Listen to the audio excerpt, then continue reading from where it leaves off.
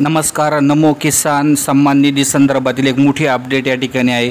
एकंदरीत जर बघितलं तर जे आहे 26 मार्च रोजी जी आर आलेला आहे. म्हणजे जी आरमध्ये सांगितलं आहे की रक्कम जी आहे ही यामध्ये नमूद केलेली आहे.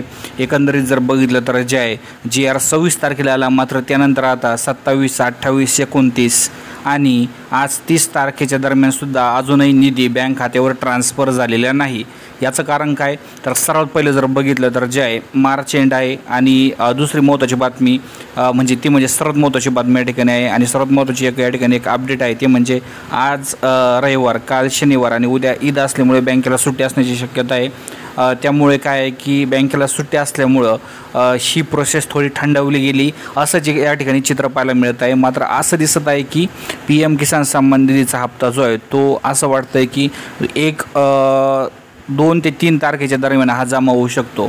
सध्या मात्र जर बघितलं तर जे आहे सुट्टी असल्यामुळं बँक यामध्ये प्रोसेस करू शकली नाही असं तर एकंदरीत दिसायला पाहायला मिळत आहे. बघूयात पुढच्या 2 दिवसात काय होतं ते.